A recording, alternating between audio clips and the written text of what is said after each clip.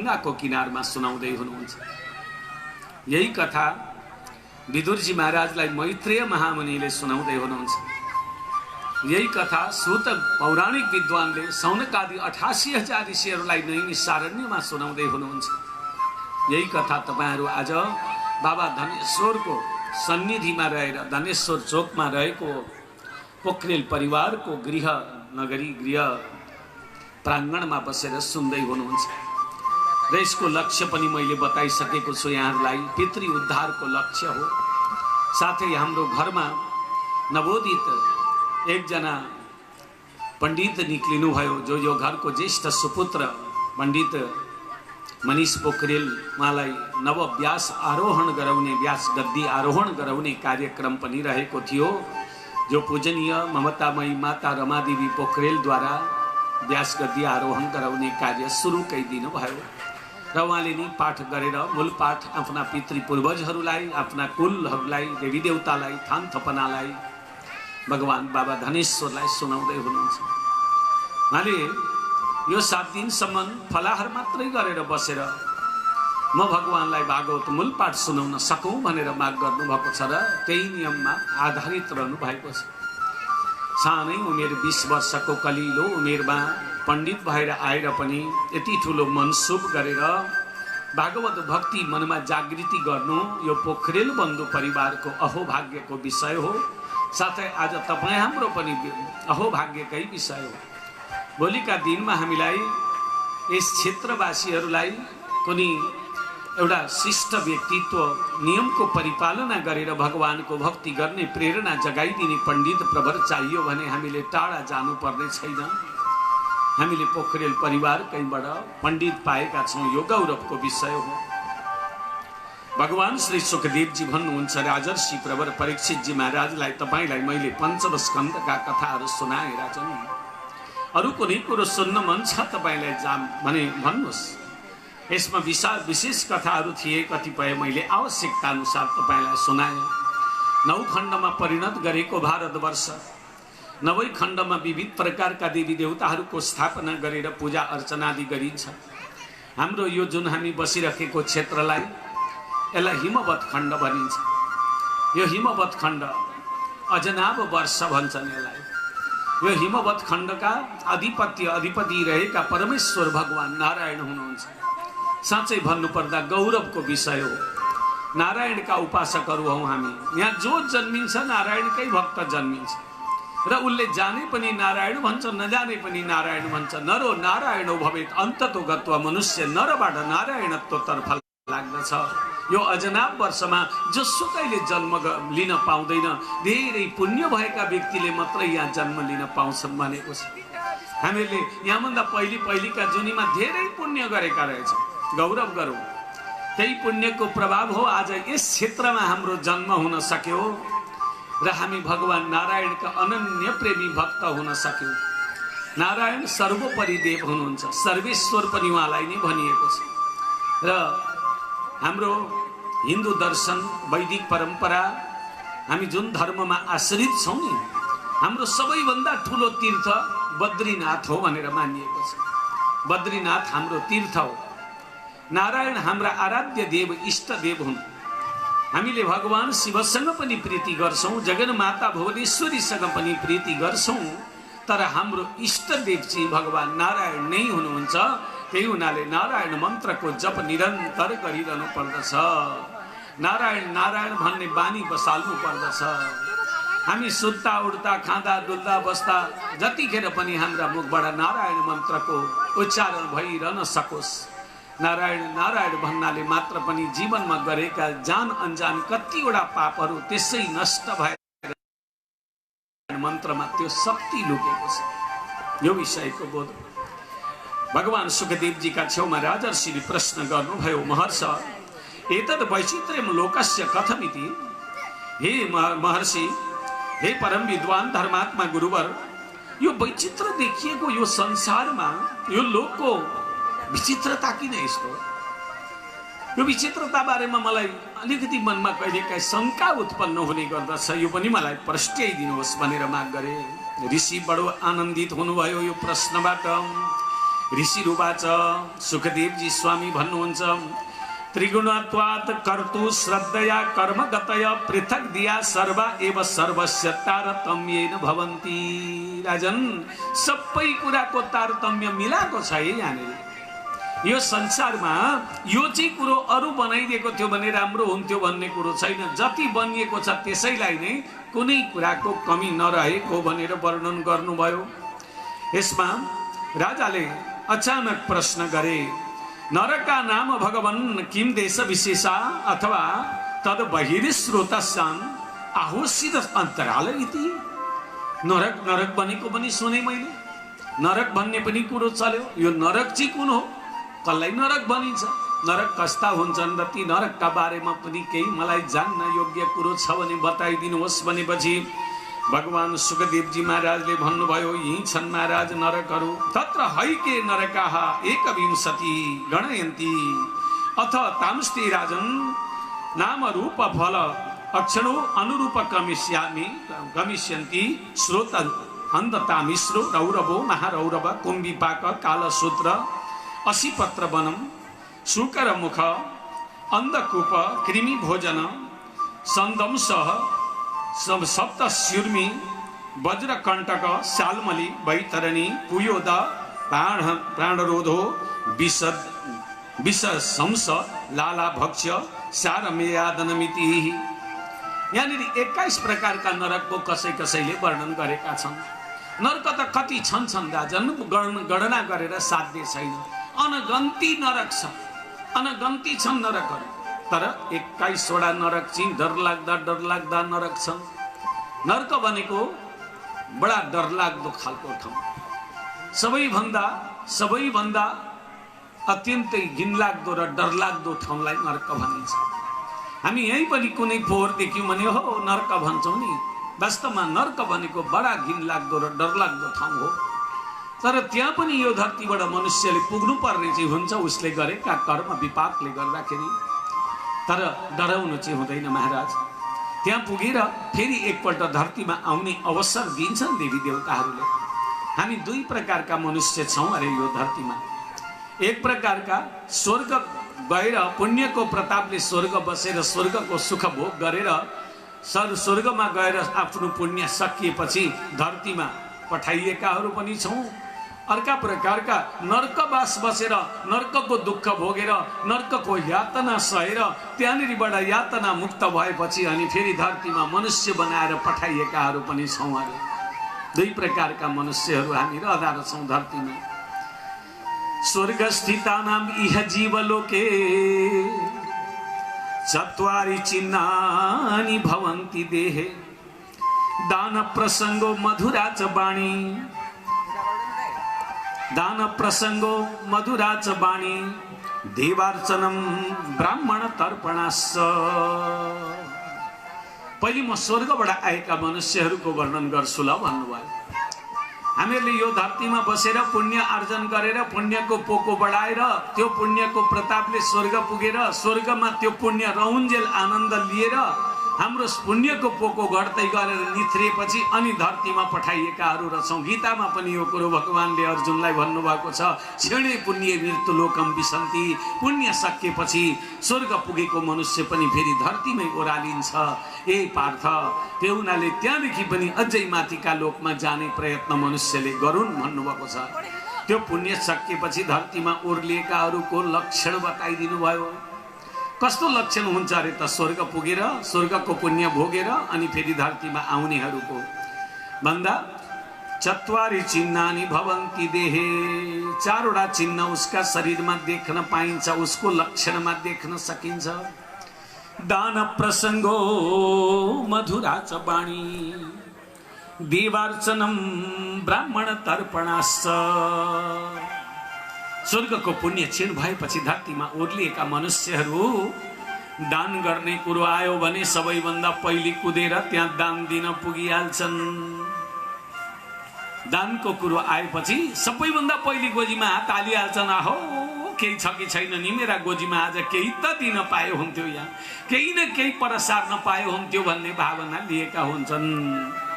तपाईँ हामीले पनि आफैमा घटाउँ है यो लक्षण। मैले चिन्दिनँ नि, म बताउन सक्दिनँ नि यहाँ। जहाँ पनि दान दिने कुरामा तपाईलाई दिउँ दिउँ लागेर आउँछ भने यहाँसम्म कि जादुगरले जादु देखाउँदा देखाउँदै हजुर यो जादु देखाउन मलाई पनि अलिकति परिश्रम पर्छ, 2-4 पैसा दिनुहोस् भन्दा मैले देखेको छु बजारमा कहीँ जादु चलुन्जेल हेर्छन्। जब जादुवालाले पैसाको कुरो गर्छन् एउटा यता एउटा उता एउटा उता एउटा उता गरेर भरे दिने त 12-13 जना मात्रै हुन्छ। जादु हेर्ने बेलामा 100 जना जति हेर्दै थिए, पैसा दिने बेलामा 12 जना मात्रै रहे भनेपछि ती पैसा दिन नचाहनेहरू रहेछन्। कतिजना त्यहाँ दिन चाहनेहरू पनि रहेछन्। तीबाट छुटिन्छ।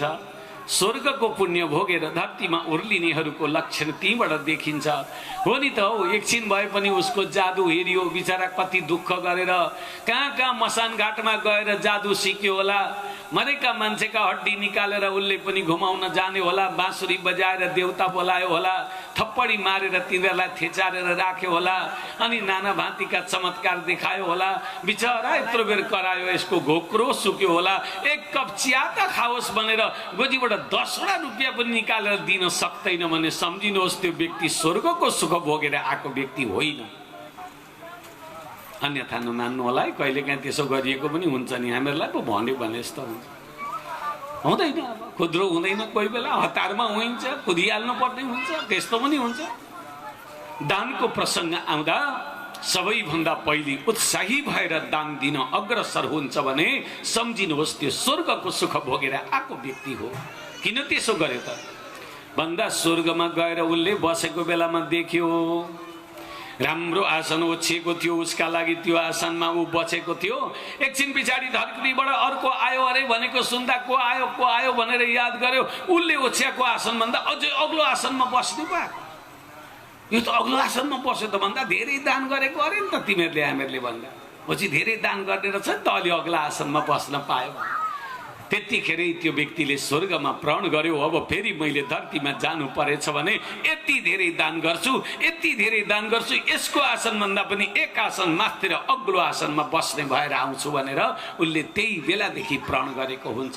दानीको स्थान माथि नै हुन्छ भक्तजन, दानीको हात माथि नै हुन्छ। दानीको हात कहिले पनि तल हुँदैन। दान दिएका बेलामा तपाईँ भलै एउटा रुपियाँ दान गर्नुहोस्, तर तपाईले त्यो दान लिँदै गरेका मान्छेका हातदेखि माथि नै आफ्नो हात पारेको हुन्छ र दानी माथि नै बस्छ। अर्को ज्वलन्त उदाहरण दिन्छु तपाईहरुलाई म। जो लिने व्यक्ति हुन्छ नि ऊ जहिले पनि तल हुन्छ, जो दिने व्यक्ति हुन्छ त्यो जहिले पनि माथि हुन्छ। हेर्नुस्, सागर र बादललाई तपाईले तुलना गर्नुहोस् त। बादल कहिले पनि लिँदैन, ऊ दिन्छ मात्रै। बादलले जल वर्षा गरिदिन्छ, ऊ जहिले सुकै पनि आकाश मार्गमा विहरण गरिराखेको छ। तर सागरले कहिले दिँदैन, ऊ लिन्छ मात्रै। सागर कहिले आकाशमा जान सकेन, सागर तल जमिनमै टाँसिएर बसिरहनु परेको छ। त्यो हुनाले दाता बन्ने प्रयत्न गर्नुपर्छ। ईश्वरसँग कामना गरौँ हामीमा त्यति धन दौलत परमात्माले दिँदै रहन्, हामी सधैँ बाँड्दै बाँड्दै दिँदै दिँदै हामी अघि बढ्न सकौँ। हामीले दिनमा कहिले पनि हिचकिच गर्नु नपरोस्, बरु लिनका लागि चाहिँ होस् हौ आज नदिनुहोस् पर्दैन, कुनै दिन चाहियो भने लिउँला भन्ने परिस्थिति हामीहरूले बनाउन सकौँ, यो भावना हुनुपर्दछ। दान प्रसङ्ग मधुराज बाणी, स्वर्गको पुण्यबाट क्षीण भएर धरतीमा उर्लिएको मनुष्यको बाणी कहिले पनि टर्रो हुँदैन। नमिठो बोल्दैन, नराम्रो बोल्दैन, गाली गलौज गर्दैन, अर्कालाई चित्त दुख्ने वचन बोल्दैन। स्वर्गको पुण्य भोगेर धरतीमा ओर्लिएको मनुष्य, कुनै कुनै मान्छेको बानी हुन्छ नि टर्रो बोल्ने, राम्रा कुरालाई पनि टर्रो पारेर बोल्ने, बोलिहाल्यो भने झड्याङ्ग गरेर बोल्ने, अर्काको हृदय दुखाएर बोल्ने, त्यस्तो बानी राम्रो होइन। मिठो बोल्नुहोस्, जति सकिन्छ आफ्नो बानीलाई मिठास भरेर बोल्ने प्रयास गर्नुहोस्। कहीँबाट ल्याएर मरमसला किनेर थपिरहनु पर्दैन, यो बाणीमा आफै बनाउँदा हुने कुरा हो। मिठो बोलिदिएर सबैलाई आफ्ना बस गर्न सकिन्छ। टर्रो बोलेर के गर्ने, नराम्रो बोलेर के गर्ने। एक दिन त हामीलाई बाँसका सोलामा चढाएर टुँ पारेर लान्छन् नै कुनै न कुनै घाटमा। अलि परेका मान्छेले सोध्छन् को मर्यो हौ तिमीहरूका गाउँमा भन्दा एउटा टर्रो बोल्ने बुढो थिएन, भत्तै पछि रिस उठ्दो बोल्थ्यो नि, बुढो गयो नि आज बिहान भन्दा पोहोर परारै जाने बुढो आज गएछ, अब चाहिँ राम्रो भयो भनेर भन्यो भने के पायौँ हामीले। कति राम्रो बोल्थ्यो, कसैलाई नराम्रो भन्दैन थियो, कति मजाले राम राम जपिरहन्थ्यो, सबैको भलो होस् भनेर चिताउने व्यक्ति थिए। हाम्रा गाउँमा गए बुढा मान्छे आज भन्दा हे भगवान अब हामी एक्लै भएछौँ नि धरतीमा। आज मिठो बोल्ने मान्छे हामी माथि, हामीलाई दया गर्ने, हामी माथि आशीर्वाद दिने व्यक्ति गएछन्। अब हामी एक्ला भएछौँ भनेर त्यो व्यक्तिले पनि एकछिन सोच्न बाध्य हुनु परोस्। त्यस्तो नाता जोड्न सक्छौँ हामीले यहाँ, र मिठो बोल्ने नि बानी गरौँ। मिठो बोलीमा धेरै कुरा लुकेको हुन्छ। मिठो बोल्ने मान्छेले साँच्चै भन्नुपर्दा भजन गरेकै बराबर फल प्राप्त गरिराखेको हुन्छ। मधुराज बाणी, बाणीलाई मधुर बनाउन सकिन्छ, बाणीलाई कटु बनाउन सकिन्छ। देवार्चनम ब्राह्मण तर्पणाश्च, देवताहरूको अर्चना गर्ने कुरामा पनि ऊ अगाडि हुन्छ। देवी देवताको पूजा अर्चनामा पनि ऊ अघि लाग्छ। ब्राह्मण तर्पणाश्च भनेको ब्राह्मण भनेका केवल यो धरतीका ब्राह्मणहरू मात्रै होइन, हाम्रा जति पनि पितृहरू छन् यी पितृका पनि ब्राह्मण छन्। हाम्रा पितृहरूका ब्राह्मणहरू ऋषिहरू छन्। उनीहरूलाई हामी श्राद्धका दिन साना साना कुसका भए पनि बनाएर राखेर पूजा गर्छौँ नि। वास्तवमा ती ऋषिहरूको पूजा गर्नुपर्छ, पितृ कार्यमा अग्रसर हुन्छ। आफ्ना पूर्वजहरूको सम्झना गरेर दिनभरि उपवासमा बस्छ। भोलिपल्ट गुरु पुरोहितहरूलाई बोलाएर पुण्यदान आदि सत्कर्म आदि गर्छ, पिण्डदान आदि गर्दछ। हे पितृ हो, तिमीहरूले मलाई धरतीमा जन्म दियो, मैले के नै गर्न सकेर जे श्रद्धाले सकेँ गर्न स्वीकार गराए, म प्रति उदार बनिदेऊ है भनेर सधैँ नतमस्तक हुन्छ। त्यस्तो स्वभाव गरेको व्यक्ति हो भने सम्झिनु पक्कै पनि त्यो स्वर्गबाट आएको हो। अब नर्कबाट आएका व्यक्तिको पनि वर्णन गर्न सक्छ। नर्कबाट आएका व्यक्तिको पनि यहाँ वर्णन गरिएको छ। नर्कबाट आएको व्यक्ति चाहिँ कस्तो हुन्छ अरे त भने सधैँ क्रोध गरिरहने स्वभाव भएको, छिनभरमै रिसाउने, छिनभरमै खुसी हुने, त्यस्तो स्वभाव भएको हुन्छ। क्रोध रूपी अग्निले डढिराखेको हुन्छ। त्यो प्राय गरेर कन्जुस स्वभावको हुन्छ। स्वजनेषु वैरम, आफन्त जनहरूसँग वैरभाव गर्छ, शत्रुता बनाएर राख्छ। कोही पनि हुँदैनन् उसका मित्र, कठैबरा भनिदिने कोही हुँदैनन्। त्यो व्यक्ति स्वभावले गुज्रिएको व्यक्ति हुन्छ। आफन्तसँग वैरभाव गर्नुभन्दा ठुलो नर्कवास के हुन सक्छ र? आफन्तहरूसँग कहिल्यै वैरभाव गर्नु हुँदैन। हाम्रा आफन्त इष्टमित्र, हाम्रा छरछिमेक, हाम्रा बन्धु बान्धव, हाम्रा आफन्त जनहरू हामीबाट पराय भइदिए भने के गर्नु? हेर्नुहोस्, कसै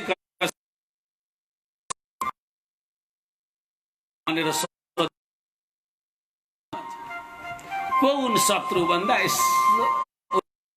माथला घरतिर देखाउँछ कि तल्ला घरतिर देखाउँछ। वास्तवमा शत्रु भन्छ माथला घरलाई, तल्ला घरलाई शत्रु भन्छ।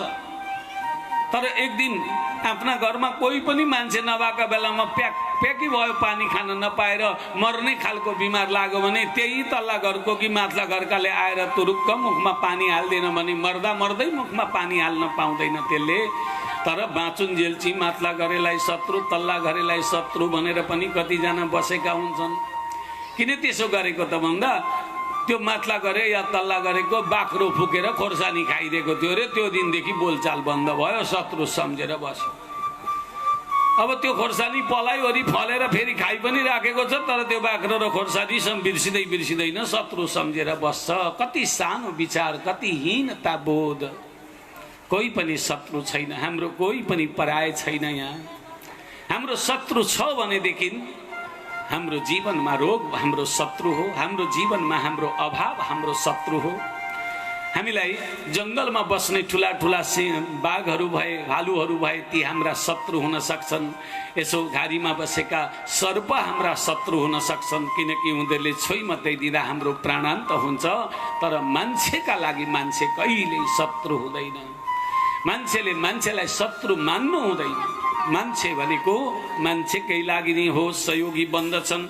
यो विचार नपुगेका व्यक्तिहरू शत्रुता कायम गरेर रहेका हुन्छन्। ती नर्कबाट आएका भावनाहरू बोल्दछ त्यस विषयबाट, र यी जति पनि नर्कहरू छन् तिनीहरूकै लागि बनाइएका हुन् राजन, र यिनीहरूले नर्क भोग्नु पर्दा त्यसरी भोग्नुपर्छ।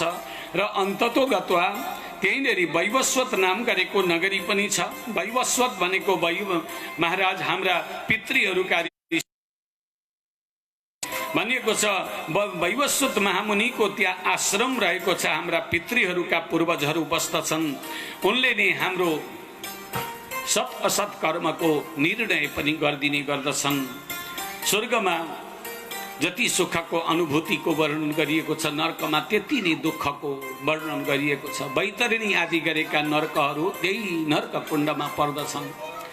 बडा डरलाग्दा नदीहरू हुन् यिनीहरू, जसमा सोडित पुय आदि बगिरहेको हुन्छ। पिप बात सिगान राल घिनलाग्दा चिजहरूको नदी बनेको छ। त्यो नदी तरेर जानुपर्छ त्यस्ता व्यक्तिले।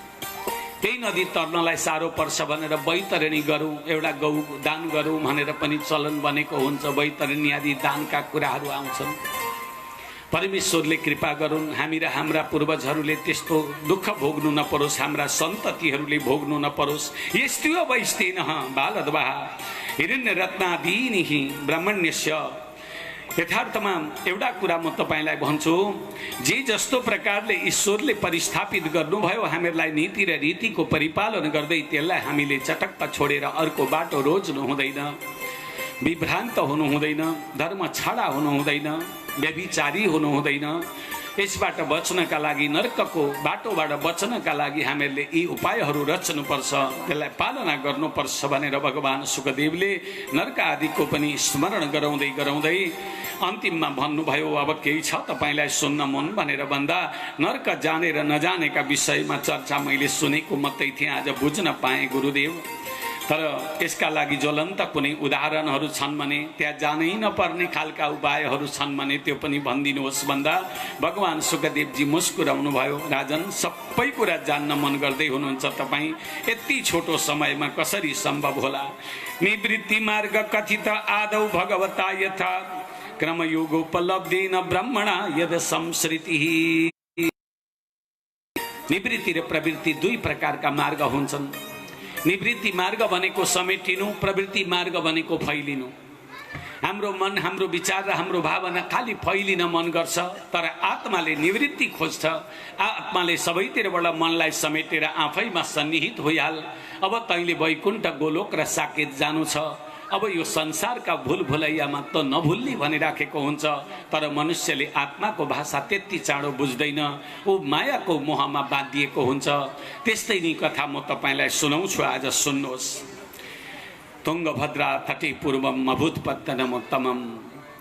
एउटा कान्यकुब्ज नाम गरेको देश थियो। त्यो कान्यकुब्ज नाम गरेका देशमा एकजना अजामिल नाम गरेका ब्राह्मण बस्ने गर्दथे। यी ब्राह्मण यी धर्मपरायण नै थिए पहिले त, तर पछि पछि गएर यिनी कुसङ्गतिको कुसङ्गतमा लागेर, कुसङ्गी सङ्गत दोषेन, कुसङ्गतहरूको सङ्गतले गर्दा यी महापापी बन्न गए। विवाहिता श्रीमतीलाई त्याग गरिदिए यिनले। धर्म छाडा नारीलाई ल्याएर घरमा राखे। आफ्नी हुँदा खाँदा के आफ्नी सती साध्वी श्रीमतीलाई यिनले कुटीपिटीकन घरबाट खेदिदिए। नारी जातिका लागि बडा दर्दनाक कथा हो यो। पतिले त्यक्त गरेपछि, पतिले तिरस्कृत गरेपछि जीवन जिउन साह्रो पर्छ छोरी मान्छेलाई। रुँदै रुँदै आफ्ना बाबाआमाका घरमा गएर बसिन्। बाबाआमाले पनि हेरचाह गरे। बाबाआमाको सेखपछि दाजुभाइले हेरचाह गरे। यो दुष्ट ब्राह्मण त्यही धर्म छाडा नारीकै साथमा बसेर जीवन गुजारा गर्न थाल्यो। यसले आफ्नो धर्म कर्मका सबै परिपाटहरूलाई त्याग्यो। यो अभक्ष्य भक्षण गर्न थाल्यो, अगम्य गमन गर्न थाल्यो।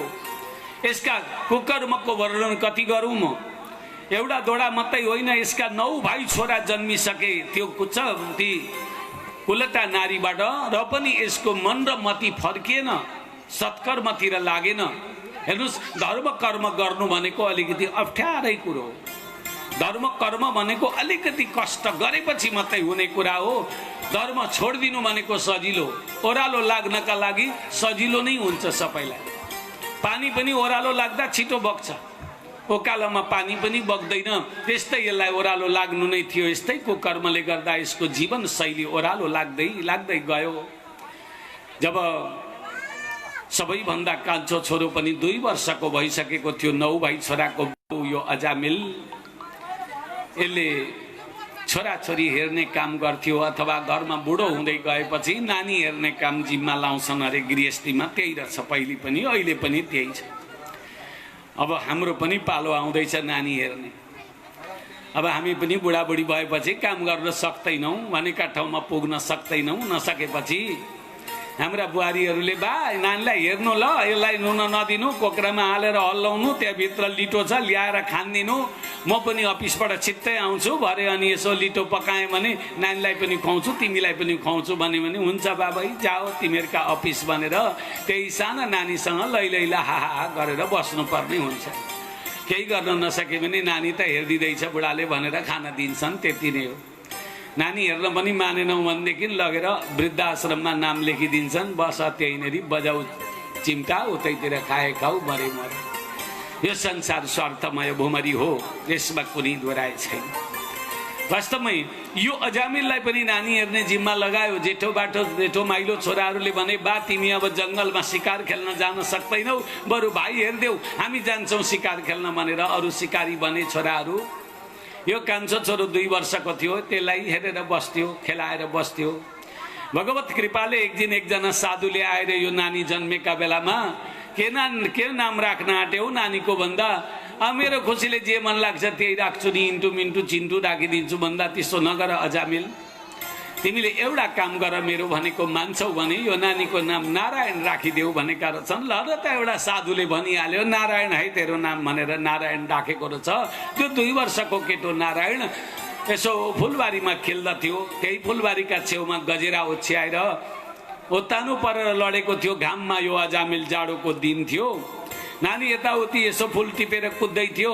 त्यही दिन यमलोकबाट यमका दूतहरू धरतीका मनुष्यलाई लिएर जान भनेर आए। 3 जना हुन्छन् अरे है यमका दूतहरू। विष्णुका दूत 4 जना हुन्छन्, यमका दूत 3 जना हुन्छन् भनेर भागवतजीले भन्दै हुनुहुन्छ। यी 3 जना गफ गर्न थालेछन् आकाशको बाटामा। आज कसलाई लाने हो भनेछ एउटा दूतले, अर्काले भनेछ एउटालाई ल्याइदिउँ न टिपेर, बेकारमा कसलाई लाने। अर्काले भन्यो कहाँ जसलाई पाए त्यसलाई हुन्छ, उसको आयु पनि त सकेको हुनुपर्छ नि। आयु किन सकिनु पर्यो? ऊ त्यो आँगनमा लडिराखेको यो अजामिल नाम गरेको ब्राह्मण हो, यो दुष्ट ब्राह्मण हो। आफ्नी सती साथी श्रीमतीलाई कुटेर खेद्यो यसले, अर्काकी श्रीमती ल्याएर घरजम गरेर बसेको छ। यो जङ्गलका पशु पन्छी जति जम्मै यसैले मारेर खाइसके। ब्राह्मण भएर तागाधारी भएर यति ठुला पाप कर्म यसले गरेको छ नि। ए दूत तिमीले चिन्तै नगर, यसलाई लाँदा कसैले केही भन्दैन भन्यो। उसले फुत्त पासो निकाल्यो, फ्याँकिहाल्यो अजामिललाई त्यो पासामा पार्नका लागि। त्यतिखेर उत्तानो परेर सुतेको यो अजामिलले देखिहालेछ ती यमका दूतहरू आफूतिर आउँदै गरेको। बडा डरलाग्दा खालका थिए अरे तिनीहरू। काग कृष्णातिर स्वाङ्गौ, शरीर चाहिँ साना साना भएको तर कागभन्दा पनि काला चुच्चो भएका हुन्छन् अरे यमका दूतहरू। अहिले त भागवत सुनेर अरे मात्रै भन्दैछु, अलि दिनमा देखियो भने सामने आउँदा राम्ररी हेर्दा भइगएको छ। त्यो चुच्चो चाहिँ किन भएको अरे त भन्दा हाम्रो यहाँ भएको आत्मामा यहाँ भएको प्राणलाई निकालेर लानका लागि त्यो चुच्चो हालेर लानका लागि चुच्चो भएका हुन्छन् अरे यमका दूत भनिएको छ। ठाडा ठाडा केस भएका, डरलाग्दा दारा उम्रेका, भयानक देख्दै आत्तिने खालको स्वरूप भएका त्यस्ता आफूतिर आउँदै गरेको देख्यो। देख्ने बित्तिकै यो अजामिल अत्तालियो। ला यस्ता त प्राणी आउँदैछन् मपट्टि भने मेरो छोराले देख्यो भने मेरो छोराको के गति होला, मेरो छोरो त आत्ति नै हाल्छ, मूर्छै पर्छ होला भनेर उसलाई त्यो आफू मर्छु मलाई यमका दूतले घेरे भन्ने बिर्स्यो। आफ्नो छोराको चाहिँ धेरै माया लाग्यो। मेरो नारायण मेरो नारायण मेरो नारायण मेरो नारायण भनेर 4 पल्ट नारायण भन्न भ्याइ मात्रै रह्यो। छ्याप्पै आएर पासाले बाँधी ताल्यो। तर 4 पल्ट नारायणको नाम लिएको हुनाले विष्णु भगवानका दूत 4 जना नै रहेछन्। ती 4 जनाले हामीहरूलाई पो बोलायो अजामिलले भन्ने सम्झेर ठक्कै उही पुगिहाले। पुगेर पासो च्याट च्याटी काटिदिइहाले। यमका दूतले भने किन काटेको यसको पासो? यो पापी हो, यो पापीलाई लान हामीहरूले फाँसमा हालेको किन काट्यौ तिमीहरूले? ए विष्णुका दूत हो भनेर सोद्धा विष्णुका दूतले भने तिमीहरू चिनेर कुरा गर्छौ कि नचिनिकन? हाम्रा स्वामीको नाम लिइराखेको छ, तिमी आफ्नो पासामा पारिराखेका छौ। व्यवहार बुझेर काम गर्नुपर्छ। यही हो धर्मराजको नीति। के हो धर्मराजको नीति जान्दछौ तिमीहरूले भनेर विष्णुका दूतले सोधे। त्यतिखेर यमका दूतले भने वेद प्रणहितो धर्म अधर्मस्तद् विपर्यय। वेदको प्रतिपादन, वेदलाई मान्नु, वेदको प्रतिपादन गर्नुलाई धर्म भनिन्छ, वेदलाई नमान्नुलाई अधर्म भनिन्छ। यो चाहिँ हामीहरूले मनु महाराजबाट सुनेका हौँ। अर्थक त हामीहरूलाई थाहा छैन भने यमका दूतले। विष्णुका दूतले भने तिमीहरू आफ्नो पासो लिएर त्यहाँबाट भागिहाल, नभए राम्रो हुँदैन। हाम्रा स्वामीको नाम लिएको व्यक्ति तिमीहरूका लोकमा म जानै दिन्न, हामी जानै दिँदैनौँ भनेर ती यमका दूतहरूलाई खेदाइदिए विष्णुका दूतहरूले। र अजामिललाई यसो स्पर्श गर्ने बित्तिकै ठुलो निन्द्रामा मूर्छामा परेको थियो, बौर्यो। बौरिने बित्तिकै आँखा खुल्यो। आँखा खोल्ने बित्तिकै देख्यो आफ्ना अगाडि त शङ्ख चक्र गदा पद्मधारी भगवान नारायणका दूत पो उभिराखेका छन्। हे प्रभु भनेर लगलग काम्न थाल्यो। भगवान नारायणका दूतले भन्नुभयो, हे अजामिल, तिमीले यहाँ हामीलाई प्रभु भनिरहनु पर्दैन कि? एउटा कुरा गरौँ तिमीसँग। तिमी त विवाहित व्यक्ति थियौ, झैँ बाजा बजाएर तिम्रा बाआमाले बिहे गरेर ल्याइदिएका थिए, त्यहाँ पर फलानाकी छोरी खोइ तिम्री श्रीमती भन्दा प्रभु दुर्भागी हुँ म, कुटेर खेदिहालेँ नि त्यसलाई मैले, अर्कैले आएर निर्वाह गरेँ।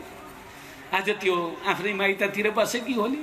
जाऊ, अब तिमीले हामीलाई प्रभु भनेर केही हुनेवाला छैन। तिमी आफ्नी धर्मपरायण पत्नी, आफ्नी जीवन सङ्गिनी, आफ्नी अर्धाङ्गिनी उसलाई साथमा लिएर बद्रीनाथमा आउनु। हामी बद्रीनाथमै हुन्छौँ। गङ्गाजीको किनारमा सानो कुटिया बनाएर बस। पति पत्नीले मिलेर व्रत गर, तीर्थ गर, दान गर, पुण्य गर, जप गर, तप गर। एक दिन तिमीहरू वैकुण्ठ जान सक्छौ भनिराखेर विष्णुका दूतहरू अन्तर्ध्यान भए। बुढेसकालमा आज 70-80 वर्षको उमेरमा अजामिल लौरो टेकेर ससुराल गयो।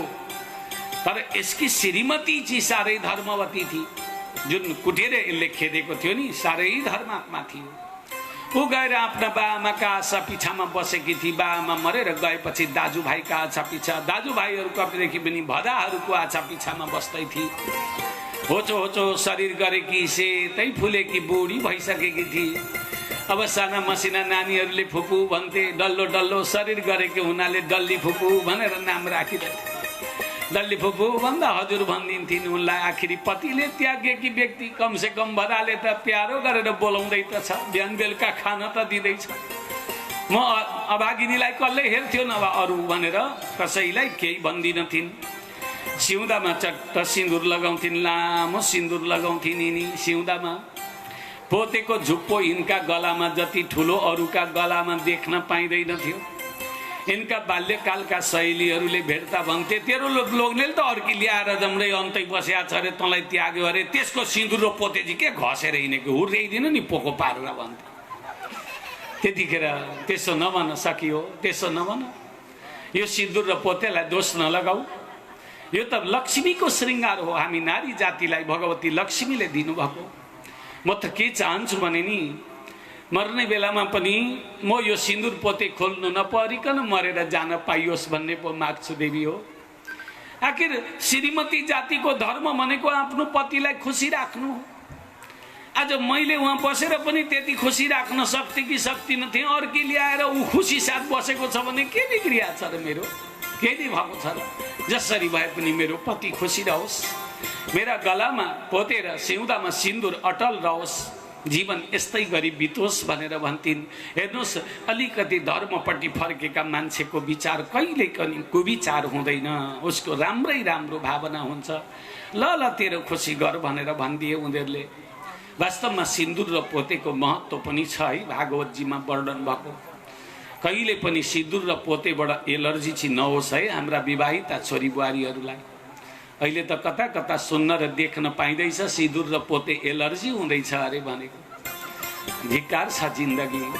कति जन्म तप गर्नुभयो होला तपाईँले, मैले नारी जीवन पाउन सकौँ, सिन्दुर र पोते लाउन पाऊँ भनेर।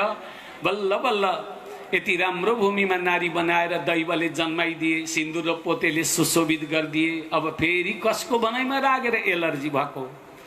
उडैयाहरूको त्यो उडैयाहरूको सभ्यतालाई नभित्र्याउनुहोस्, घरमा काम लाग्दैन, कदापि काम लाग्दैन। उडैया उडैया हो, न तिनीहरूको जाति छ, न तिनीहरूको धर्म छ, न तिनीहरूको अस्तित्व नै छ।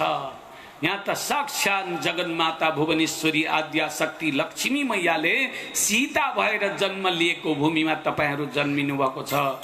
सीता माताको गौरव तपाईहरूसँग जोडेर हेर्छौँ हामीहरू, हेर्दाखेरि भने त्यस्तो खालको उटपटाङ सभ्यता, उटपटाङ संस्कृतिलाई कहिल्यै स्थान नदिनु होला। तपाईको जीवन सुखमय बितोस्, यो धरतीमा रहउन्जेल तपाईँ सुखी हुनुहोस्। मरेर जाँदा पनि वैकुण्ठबाट विमान आओस् तपाईका लागि। भागवतजीको कामना त त्यस्तो छ। वास्तवमा नै आज त्यो निष्ठाले गर्दा, भगवत भक्तिले गर्दा उसको बुढो भएको पति पनि आयो लौरो टेक्दै टेक्दै। अजामिल यहाँ फलानाको घर थियो नि हौ हजुर भन्दै सोध्दै नभन्दै ससुरालयमा आइपुग्यो। भदाशालाहरूले स्वागत जनाए, उसलाई चिनेर वा नचिनेरै। आफ्नै फुपूलाई ल्याएर देखाए, देखाउँदा आफ्नो पति चिनिन् उनले। हो परै आँगनमा उभिएको रहेछ, सिकुवामा पनि आउन लग लग कामी राखेको थियो, डराइराखेको थियो। हो नै पनि त्यो घरकी कन्यालाई, त्यो घरकी एउटी नारीलाई राम्रो इज्जत गर्यो भने पो ससुरालयमा पनि इज्जत पाइन्छ। त्यो घरकी नारीलाई त इज्जतै नगरेपछि त्यो घरको दैलो, त्यो घरको दलान, त्यो घरको सिकुवा टेक्न कहाँ पाइन्छ त्यति सजिलै। श्रीमतीले चिन्ने बित्तिकै कुदेर आँगनमै गइन्, गएर ढोग्न खोजिन् आफ्नो पतिलाई। बाबा कमसे कम आउन त आयो मेरो पति, अरे ढिलो आयो छिटो आयो जसरी भए पनि आउन त आयो। मेरो पति मेरा घरमा आयो, मलाई भेट्न आयो, मलाई लिन आयो, मेरो दुःख सुख सोध्न आयो। मैले आज उसलाई अनादर गर्नु हुँदैन भन्ने सोचेर उनले गएर ढोग्न खोजिन्। 3-4 पाइला पछाडि हट्यो। नछौ नछौ अजामिल नि, मलाई नछौ, म पापीलाई नछौ, तिमीलाई कुटेर पिटेर खेद्ने म पापी नछौ भन्दा। त्यस्तो नभन्नुहोस्, त्यस्तो नभन्नुहोस् महाराज, हजुरले कुट्नुभयो भनेर कसले भने? कस्तो छ नि त्यसलाई चाहिँ भनेर सोधिन्। एउटी नारी अर्की नारीको दुःख सुखमा साथ दिन्थिन्, उनी धर्मात्मा हुन्। त्यसको कुरै नगर, मलाई भगवान विष्णुको दर्शन भयो, विष्णुका दूत भेटिए, मलाई कुन जन्मको पुण्यले भेटिए भनेर लागेको थियो, तिम्रो पुण्यले गर्दा भेटेको रहेछु मैले। हेर यस्तो बुढेसकालमा पनि माइतमा आएर भराहरूका घरमा बस्दा पनि मैले लगाइदिएको सिन्दुर तिम्रो निधारमा सधैँ टल्किँदो रहेछ, मैले लगाइदिएको पोते अहिले पनि श्रद्धाले धारण गरेकी रहेछौ। देवी तिमीले गरेको व्रतले, तिमीले गरेको कर्मले मैले आज विष्णु दर्शन पाएको रहेछु। भगवान विष्णुले तिमीलाई र मलाई बद्रीमा बोलाउनु भएको छ, म तिमीलाई लिन पो आएको त भनेर भन। कति खुसी लाग्यो अजामिलीलाई। आउनु त अनि बसौँ एकछिन, नि भदाहरूको घर हाम्रै घर त हो नि भनेर ल्याएर बडा सम्मान साथ राखिन्। भोजन पानीको व्यवस्था भयो। भोलिपल्ट समयमै भदाहरूले बाटो खर्च दिइवरिकन विदा गरे। बद्रीमा गएर यिनीहरू गङ्गाजीको किनारमा साना साना कुटियाहरू छन्, त्यही कुटिया मध्ये एउटा कुटिया किनेर अथवा मागेर कसैको आश्रयमा बसे। त्यहीँनेरि बसेर एक छाक कन्दमूल फलाएर खान्थे। दिनभरि रातभरि नै जप गर्थे। यिनीहरू भगवानको प्यारो नामको मङ्गलमय कीर्तन गर्थे। साउन भदौको बेला ठुलो बाढी आउने रहेछ। भगवती भागीरथी बढेर आइन्। त्यसबेला ती कुटियाहरू, त्यो नदी किनारका धेरै साधुका कुटियाहरूसँगै अजामिलको कुटिया पनि गङ्गाजीको काखमा पर्यो, चपेटामा पर्यो, बगेर गयो। त्यसै दिन वैकुण्ठबाट विमान आयो। त्यो विमानमा अजामिल र अजामिल्नीलाई विष्णुको स्वरूप दिलाएर त्यहाँनेरि विष्णु दूतहरूले राखेर वैकुण्ठ लगे। अजामिलोप्यगाध धाम किम पुनः श्रद्धया गृणन्। भगवान सुखदेव भन्नुहुन्छ, अजामिल जस्ता पापीले त वैकुण्ठ पाउँछ भने श्रद्धा र भक्तिले भगवान जप्नेले वैकुण्ठ पाउँदैन र राजन। श्रद्धा र भक्ति चाहिँ कमी हुनु हुँदैन है, यो विषय बोध तपाईँले जान्नुपर्ने हुन्छ भन्नुभयो। यति मात्रै होइन राजन, यहाँ त राक्षसहरूलाई पनि भगवानको कृपा भएको छ। मैले कथा प्रसङ्ग बस तपाईँलाई 33 स्कन्धमा सुनाए नि। जो हिरण्याक्ष र हिरण्यकशिपु नाम गरेका 2 भाइ दानवहरू उत्पन्न भएका थिए। हिरण्याक्षले धरती हरण गर्ने हुँदा बराहजीको हातबाट मर्नु परेको थियो। हिरण्यकशिपु उसको दाजु थियो। उसको दाजु अत्यन्तै कुपित भयो, आफ्नो भाइ मार्नलाई नमारी छोड्दिन भनेर हिँड्न थाल्यो। आखिर शुक्राचार्यले भेटेर अलिकति शक्ति सङ्कलन गर अनि मात्रै तैले विष्णु मार्न सक्छस् भनिदिए। यो मन्दराचल पर्वतमा गएर तप गर्ने निश्चय गरेर हिँड्यो। ओम ब्रह्मणे नमः भन्ने मन्त्र यसले लिएको थियो। ब्रह्माजीको उपासना गरेर ब्रह्मालाई फकाई फुसले अलिकति शक्ति माग्ने लक्ष्य लिएर यो मन्दराचल पर्वतमा गएर यसले तप आरम्भ गर्यो। एउटा चरणले टेकेर एउटा हात उठाएर बडा ठुलो घनघोर तप गर्यो। यसले तप गर्दै गरेको देखे इन्द्रादि देवताहरूले तुरुन्तै ब्रह्मालाई गएर भने, ब्रह्माजी पापिष्ट हिरण्यकशिपु नाम गरेको दुष्ट दुरात्मा कश्यपको पुत्र आएर तपाईलाई बोलाउँदैछ, अब के माग्ने हो र हामीहरूलाई कहिले खदेड्ने हो स्वर्गबाट यो थाहा छैन, जानुहोस् के दिनुपर्ने बुझेर दिनु भनेर भने। हंसासन भगवान ब्रह्मा हंसमा आरूढ भएर ब्रह्मलोकबाट आउनुभयो मन्दराचल द्रोणमा। आएर यसो हेर्दा त यसका शरीरमा त धमिराले माटो उठाइसकेको रहेछ। हड्डीमा प्राणवायुलाई राखेर ब्रह्मणे नमः भनिराखेको रहेछ। कमण्डलुको जल अलिकति छिटा लगाएर त्यसको शरीरलाई हृष्टपुष्ट होस् भनिदिनु भयो। हृष्टपुष्ट बलिष्ठ बलवान सुन्दर रूप लिएर उभियो हिरण्यकशिपु। ब्रह्माजी महाराजलाई धेरै प्रकारले यसले स्तुति गर्यो। हेर्नुहोस्, कसैबाट केही पाउनु पर्नेछ भने त्यसलाई पहिले फकाउन जरुरी हुन्छ। यो हिरण्यकशिपु बडा बाठो रहेछ। यसले फकाइकन ब्रह्माजी महाराजलाई धेरै स्तुति गर्यो। ब्रह्माजीले भन्नुभयो, भयो बाबु भयो, धेरै भनिस् तैँले, ठिकै छ, राम्रै छ, तैँले भनेको कुरो ठिकै। के चाहियो तँलाई भन् त, तँलाई चाहिएको कुरो माग त म दिइहाल्छु नि भन्नुभयो। यसले के भन्यो भने, म प्रभु म पनि अजर अमर हुन सकौँ भनेर माग्यो। ब्रह्माजीले भन्नुभयो, तिमीहरू राक्षसहरू नि तपस्या चाहिँ साह्रै दुःखले गर्छौ कि, तर बुद्धि चाहिँ तिमीहरूको पलाइसकेको छैन है। तँलाई अजर अमर बनाउन सक्थे भने म आफै अजर अमर किन हुने थिइनँ। मैले पनि 100 वर्ष पुगेपछि पिण्ड खानुपर्छ। जब म आफू नै मरण धर्मले आश्रित छु भने तँलाई चाहिँ कसरी अजर अमर बनाउन सक्छु भन् त।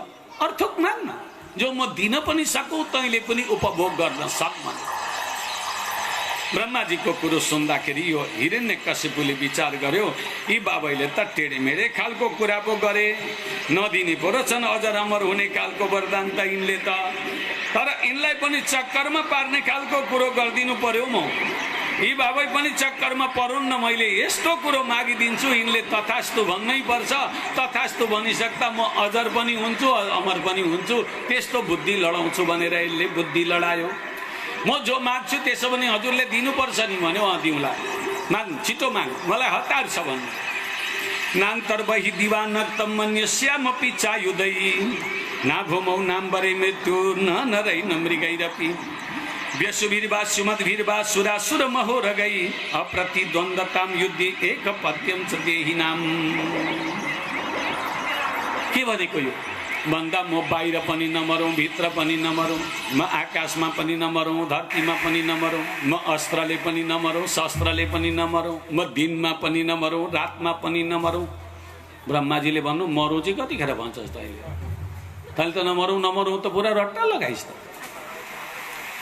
होइन, भन्छु महाराज, मर्नै पर्छ भने ब्रह्माजी तपाईँको सृष्टिबाट होइन, तपाईँले बनाएका सृष्टिबाट होइन, तपाईको सृष्टिदेखि इतरबाट द्वन्द्व युद्धबाट मात्रै मरौँ भनेर भन्यो। त्यो मरौँ भन्ने शब्दलाई मात्रै मध्यनजर गरेर ब्रह्माजीले तथास्तु भनेर चलिदिनु भयो। मरौँ भन्ने शब्दलाई मात्रै ब्रह्माजीले महत्त्व दिनुभयो, नभए त नमरौँ भनेर यसले त दिक्कै लगाइहालेको थियो।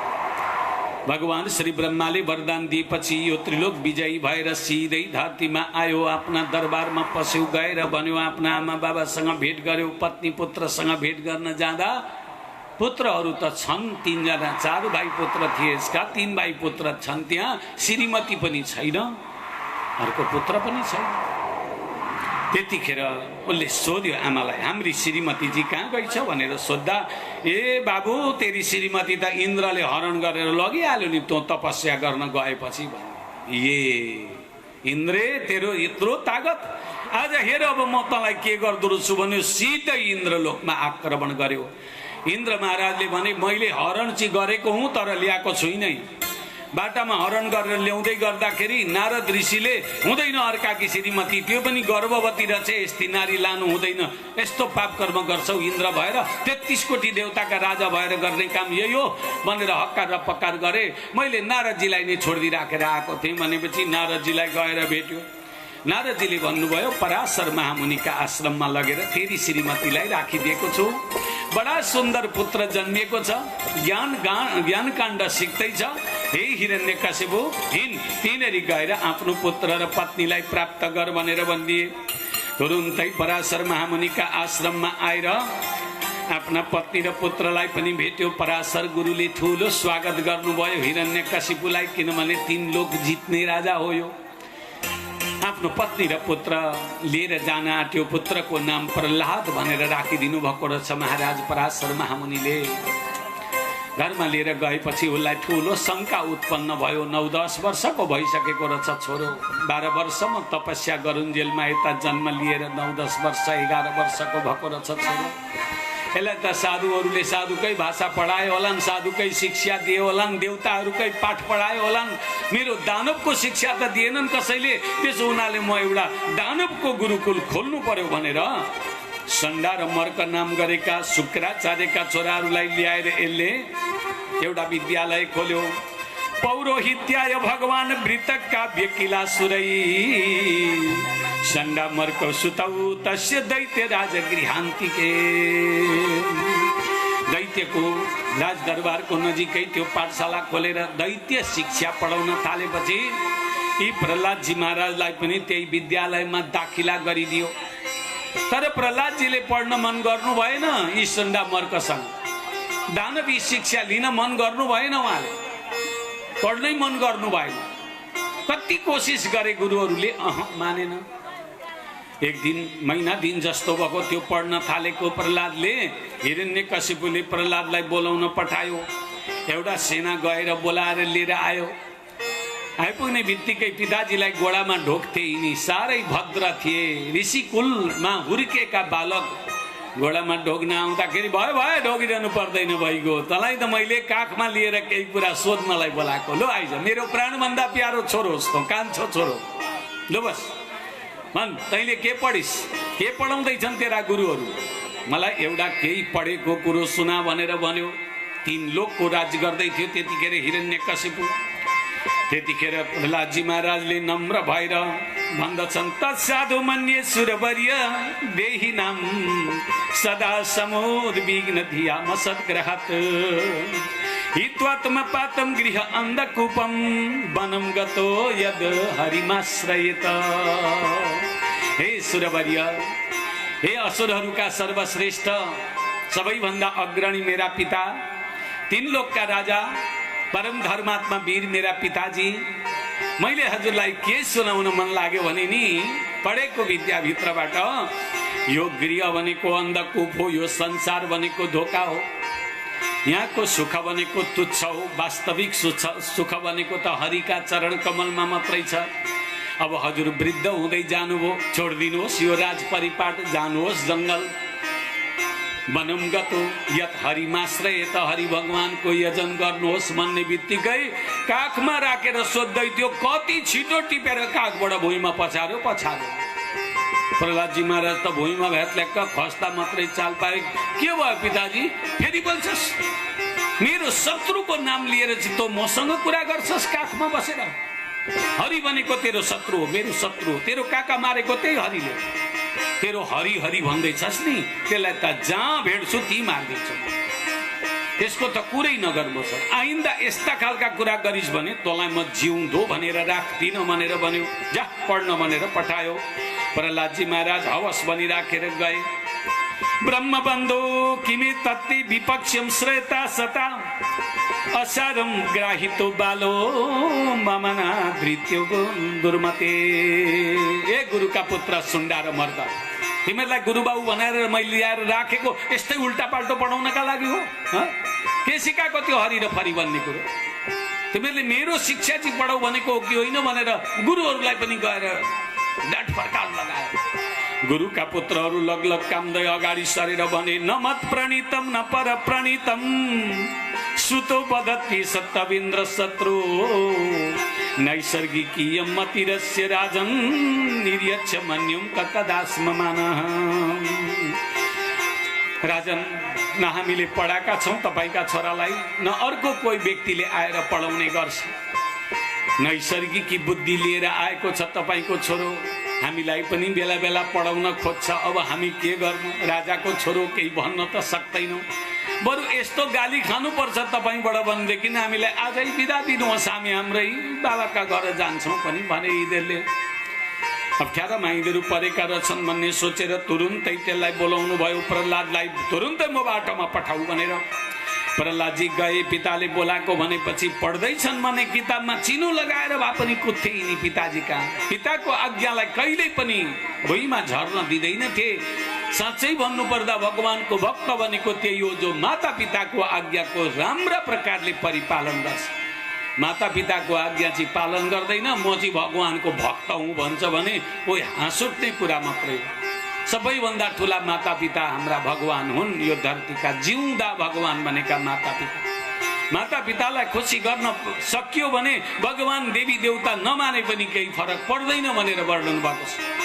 मातृदेवो भव, पितृदेवो भव, आचार्य देवो भव, अतिथि देवो भव। यस्तो शिक्षा हुन्छ संस्कृत सम्पदा भित्र। तुरुन्तै बोलाएर सोध्यो, प्रहलाद तँ त उल्टो पाल्टो पढ्दैछ सरे, नचाहिँदो कुरो भन्छ सरे, गुरुले पढाउँदा सुन्दैन सरे, तेरो मनगणन्ती विद्या छ अरे, के हो मलाई सुना सुना के रहेछ भनेर सोद्धाखेरि त्यतिखेर प्रहलादले भने मतिर्न कृष्णे परतस्वतो वा मिथो विपद्येत गृहव्रतानाम् अदान्त गोभिर्विशतान्त मिश्रम पुनः पुनः चर्वित चर्वणानाम्। पिताश्री, म के भन्नु र हजुरलाई? बार बार एउटै कुरो भनिरहँदाखेरि पनि पिठो लगेर जाँतामा हालेर पिसे जस्तो हुने भयो र पो म भन्नै चाहन्न त। जति नै ठुलो कुरा गरोस् यो दुनियाँमा मनुष्यले, तर मेरो गोविन्द, मेरो भगवान, मेरो कृष्ण, मेरो राम, मेरो श्याम, मेरो हरिको शरण ग्रहण नगरेसम्म त्यसको कल्याण छैन भन्ने मेरो निश्चय हो पिताजी भने। ए तेरो निश्चय हो? निश्चय हो। ल मेरो पनि निश्चय सुन। अब त्यसो भने तँलाई अब म नमारिकन छोड्दिन। तैँले जब मेरो शत्रुलाई नै निश्चयमा राखेर बज्दैछस् भने त्यो मेरो शत्रु भन्दा पनि ठुलो शत्रु तँ होस्, तँलाई म अब मार्छु। मेरो हातबाट बाँच्ने उपाय गर्छस् भने गर, बोलाउँछस् भने बोला तेरो हरिलाई भनेर भन्यो। तुरुन्तै मत्त गजेन्द्रहरूबाट किच्याएर मार्न भनेर लगायो, तर मत्त गजेन्द्रहरूले पनि मारेनन्। ओ तुङ्ग हिमालयबाट फ्याँक्न लगायो, त्यहाँबाट पनि भगवानले हात थापेर बचाउनु भयो। विष खुवाएर मार्ने प्रयत्न गर्यो, त्यसबाट पनि बचाउनु भयो भगवानले।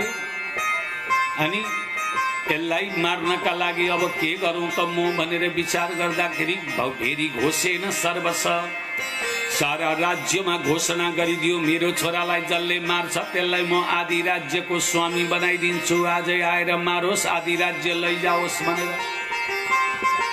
आदि राज्यको लोभमा कोही न कोही त आउनु पर्ने, कोही पनि आए। ठुला ठुला बलशाली थिए, आफूले मार्न सकेन दुष्टले, अनि हामीहरूलाई मराउन खोज्छ नि, परेर छैन त्यसको आदि राज्य भने कोही पनि आएनन्। तर त्यतिखेर एउटी मूर्ख नारी पनि हिरण्यकशिपुको राज्यमा बस्ती रहेछे। त्यो मूर्ख नारीलाई घमण्ड रहेछ, मैले यो च्यादर जुन मजित्रो हो अग्नि देवताबाट पाएकी हुँ, यो अग्निबाट बचाउन सक्ने यसमा शक्ति छ, मैले जे पनि गर्न सक्छु भन्ने घमण्ड रहेछ उसलाई। त्यही मजित्रो बोकेर फ्याल फ्याल पार्दै पुगी हिरण्यकशिपुका अगाडि। राजन, कुन चाहिँ छोरो मार्नु पर्ने? म मारिदिन्छु, आदि राज्य चाहिँ दिनुपर्छ नि फेरि भने। के नाम हो तेरो? भन्दा मेरो नाम होलिका हो, म अग्निकी उपासिका हुँ।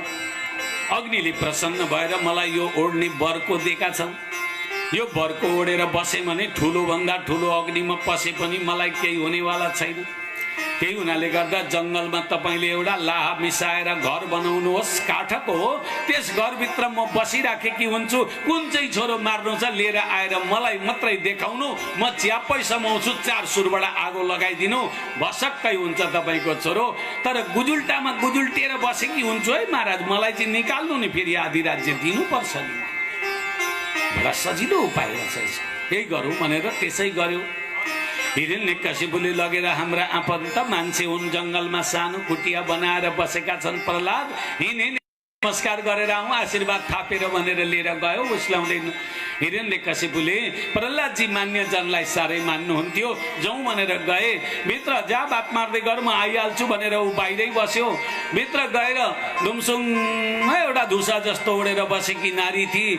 नमस्कार, हाम्रो मान्य जनको हुनुहुन्छ, म प्रहलाद हुँ भन्यो। ए मेरो नानी कति मजाको भनेर च्याप्पै काखमा समातेर राखी। आफूले बर्को उडेकी थिए। 4 सुरबाट हिरण्यकशिपुका सैनिकहरूले आगो लगाइदिए। लामिसाको घर, काठको घर चटटटटटटटटट एकैछिनमा खरानीको ढेरमा परिणत भयो। हिरण्यकशिपुले भन्यो, निकै ठुला कुरा गर्थ्यो, मेरो हरि कि मेरो हरि भन्थ्यो, आज देख्यो हरिको चमत्कार। तर त्यो होलिकाले चाहिँ ठुलो सहायता गरेकी छ, त्यसलाई चाहिँ निकाल त सैनिक हो, त्यो गुजुल्टो भनेर गुजुल्टो निकाले। आगो निभाएर गुजुल्टो तान्दै तान्दै बाहिर निकालेर गुजुल्टो फुकाउँदाखेरि त के हुन्थी होलिका। त्यहाँ त प्रहलादजी महाराज पो सानो नानी आमाको काखमा सुतेर निदाको जस्तो आनन्दले सुतिराख्नु भएको रहेछ। कबीरदासजी महाराजले बडो मिठो दोहा वचन गर्नुभएको छ यस विषयमा। जाको राखी साइया हो, जाको राखी साइया मार सके ना को, बाल न बांका कर सके सब जग भैरी हो। परब्रह्मले रक्षा गरेपछि यहाँ कसले के गर्न सक्छ र? एउटा कपाललाई बाङ्गो पार्दिन सक्ने क्षमता भएको पनि प्राणी धरतीमा आजसम्म पैदा भएको छैन। मेरो नारायणले रक्षा गरेपछि कसैको केही लाग्दैन भन्छन् उनी। साँच्चै नै आज त्यो बालकले त्यो चरितार्थ गरेर देखाइदियो। हिरण्यकशिपु छक्क पर्यो।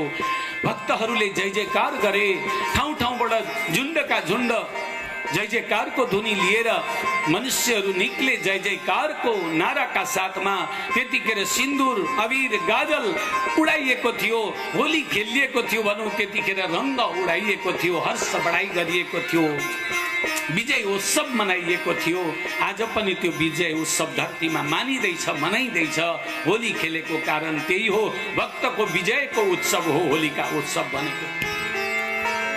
यथार्थमा भगवान श्री कृष्णले रक्षा गरेपछि कसको के लाग्दो रहेछ र? यो कुरो त चरितार्थ भयो। तर पनि हिरण्यकशिपु पापी दुष्ट अपराधी सोच गरेको व्यक्ति यसले विचार गर्यो, यसले त नमर्ने निश्चय गरेको रहेछ। आगामा पर्दा पनि नमर्नु भनेपछि त यसलाई त मैले आफै नमारिकन नहुने भो भनेर एक दिन आफ्नो सभा कक्षमा तँलाई रक्षा गर्नेवाला को छ है भन् मलाई भनेर भन्यो।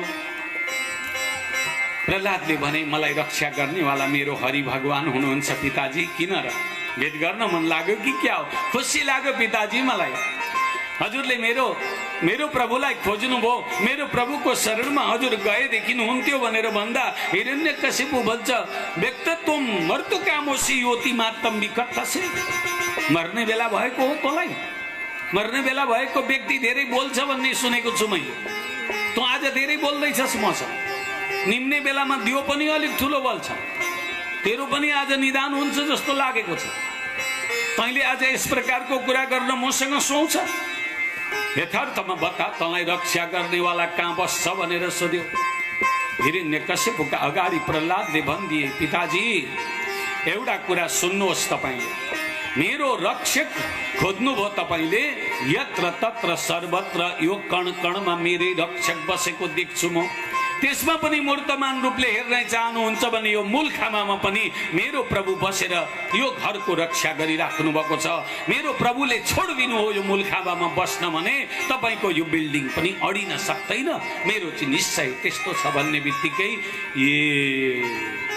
मेरै सभा भवनको मूल खामामा लुकेर मेरै छोरालाई चाहिँदा नचाहिँदा कुरा सिकाएर अनि मबाट मेरो छोरो भड्काएर बस्ने मेरो शत्रुलाई आज मैले मार्न चाहिँ बिर्से छोडेँ भनेदेखि यसले मलाई पनि मार्छ भनेर गएर मुड्कीले हानेर खाँबामा त्यस तत्त्वलाई मार्ने निश्चय गर्यो।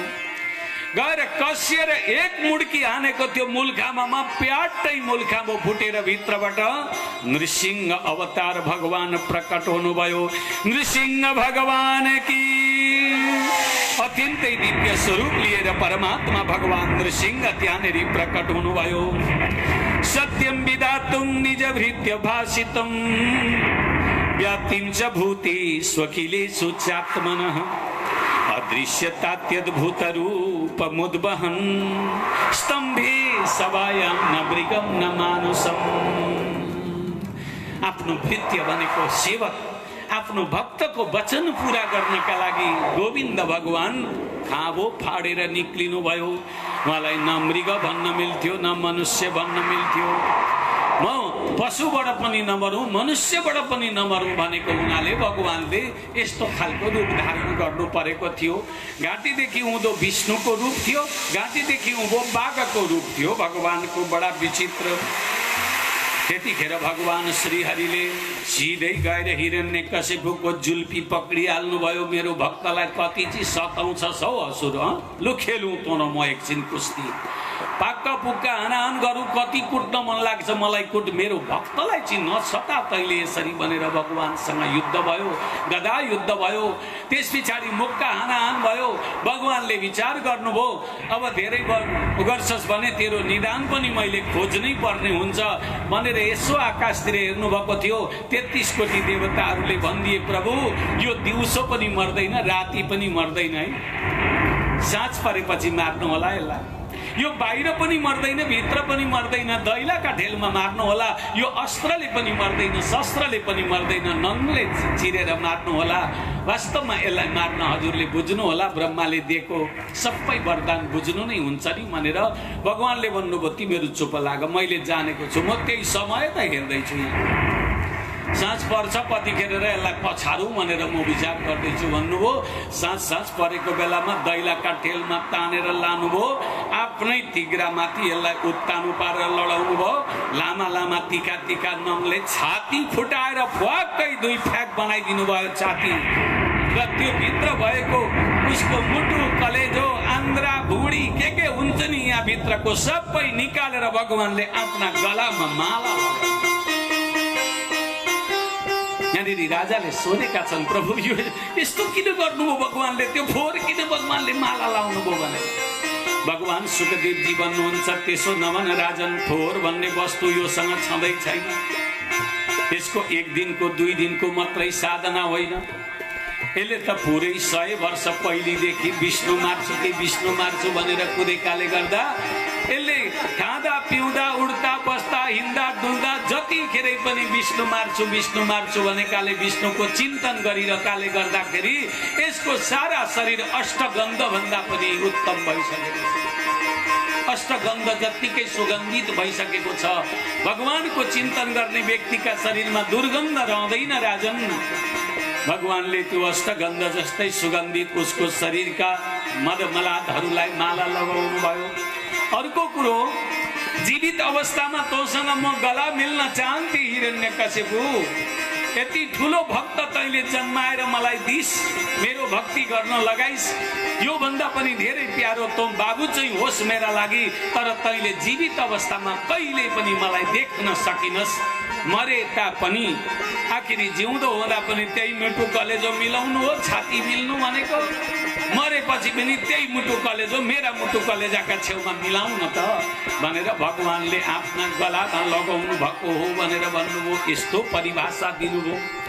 भगवान श्री विष्णुले अत्यन्तै ठुलो अट्टहास गर्नुभयो र भन्नुभयो अरू को छन् त यताउति, यी सबैलाई नै अब ठिकमा नल्याइकन म छोड्दिन, सबैको वध नगरिकन छोड्दिन भनेर भगवानले अट्टहास गरिरहेको देख्दा ब्रह्माजी भयभीत हुनुभयो। इन्द्र वरुण कुबेर नाग नगिनी अक्षर गन्धर्व किन्नर सबैले आएर स्तुति गरे, शिवजीले पनि गएर स्तुति गर्नुभयो भगवान विष्णुको कोप शान्त भएन। अत्याचार गर्नु, मेरो भक्तलाई यति साह्रो दण्ड दिनु तिमीहरूको राज्य हो यो? अरे कुनै दिन डुबेकी थिइन् पृथ्वी, सुँगुर भएर बोकेर ल्याएर राखिदिने म आज त्यहाँ माथि तिमीहरू यत्रो ठुलो आडम्बर गर्ने? समाप्त पारिदिन्छु म सबैलाई भनेर भगवानले क्रोध गर्नुभएको थियो। हेर्नुहोस्, घरका बारिस आयो भने नि तपाईँ कुदेर गएर तल्ला घरका बालाई बोलाएर ल्याएर घरका बालाई सम्झाउन लाउनु होला नि, काटाकाट हुन बेर लाउँदैन। होस् गर्नु, के गर्नु त? घरका बारिस आयो भने, घरका बारिस आयो भने केही गर्नु पर्दैन, आमालाई लगेर बाका अगाडि उभियाइदिनु। आमाले एकपल्ट राम्रा प्रकारले हप्काएपछि आफै ठिकमा आइहाल्छ। नकर है, बाठो चिउनु पर्दैन नि तिमीहरूले भनेपछि अब चाहिँ केही हुने रहेछ भन्छन्।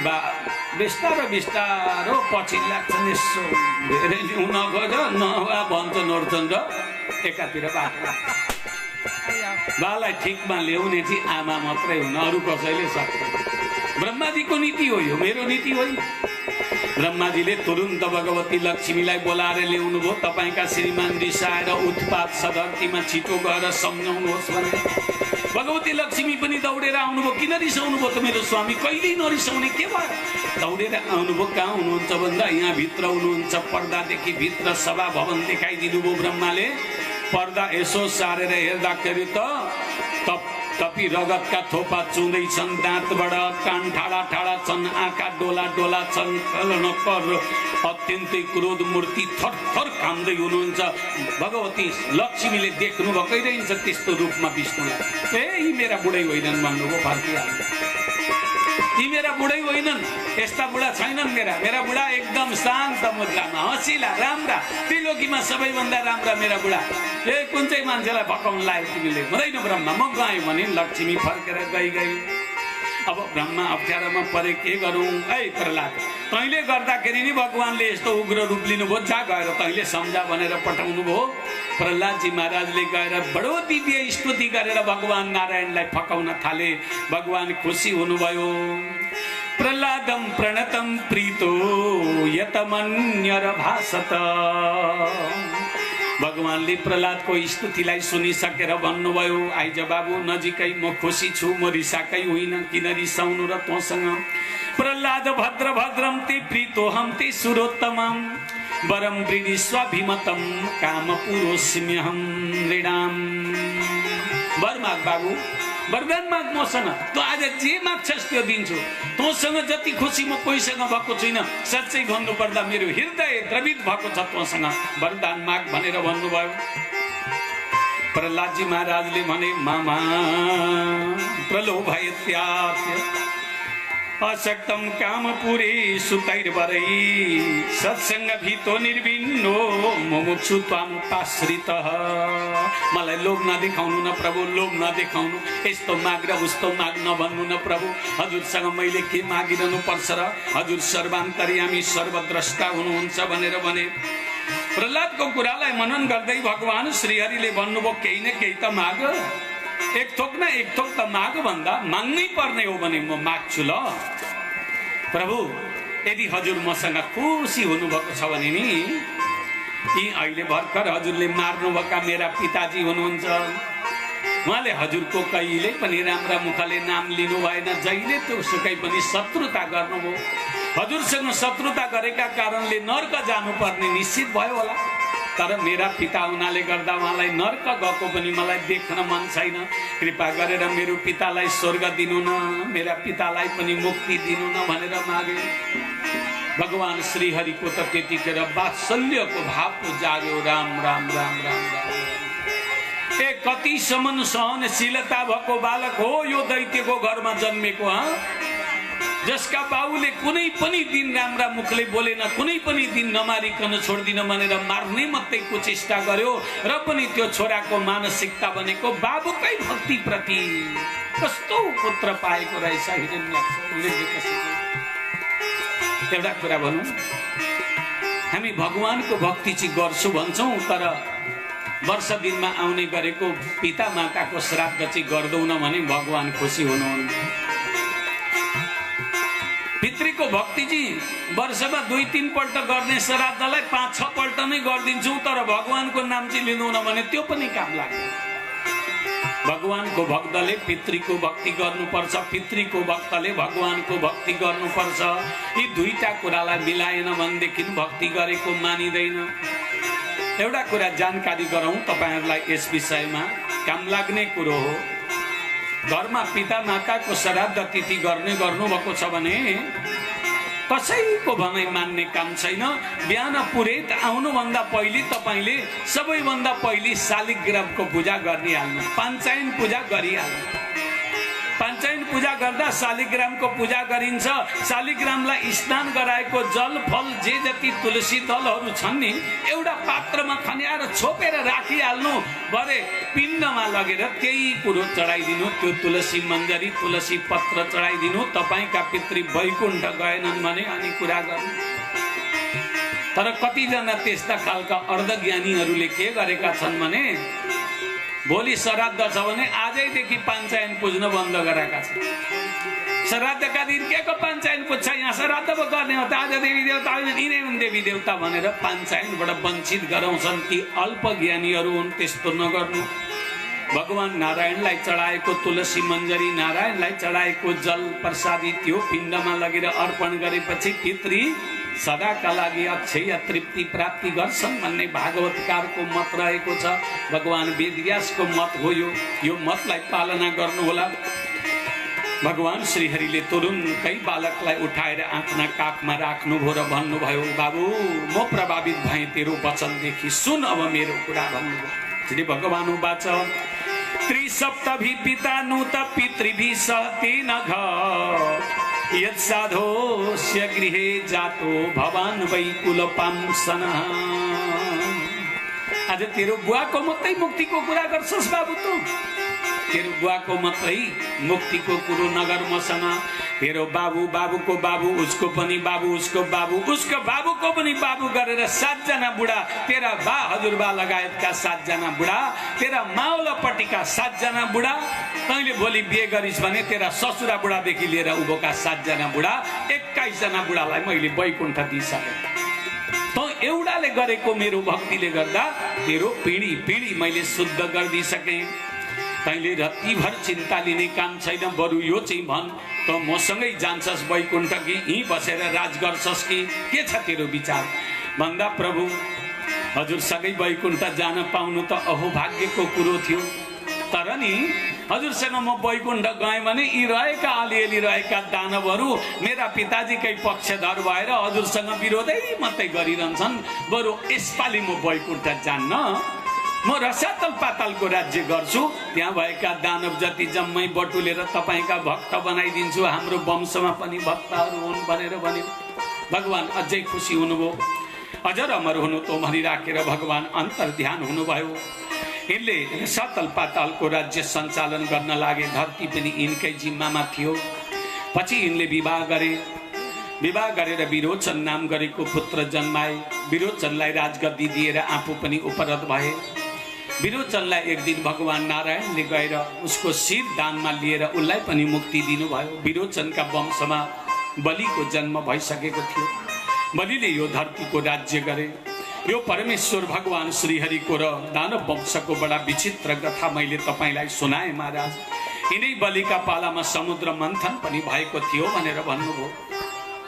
यतातिर प्रहलादजी महाराजको चरित्र सँगसँगै अष्टम स्कन्धमा जब हामी प्रवेश गर्छौं नि, त्यहाँ गजेन्द्रोपाख्यान भन्ने आउँछ।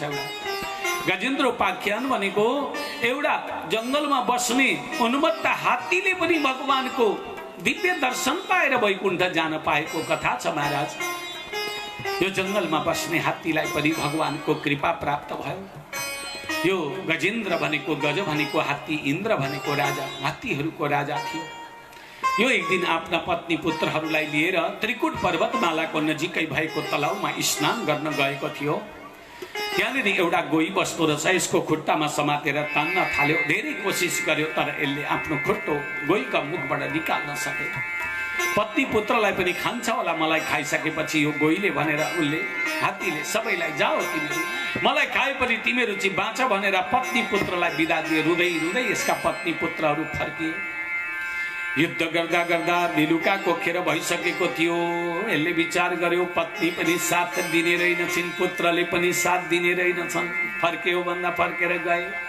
आखिर असली साथीजी को होला त मेरो भन्दा त्यो ओमकार स्वरूप परब्रह्म, बीज रूप परब्रह्म, त्यसलाई पो पुकारा गर्नु पर्यो, त्यसले पो मेरो रक्षा गर्छ कि भनेर भगवान श्री नारायणलाई यसले स्मरण गर्दै भन्यो, परब्रह्म परमात्मा मलाई रक्षा गर्नुहोस्, म हजुरको शरण पर्न चाहन्छु, मेरो कल्याण गर्नुहोस् हरि।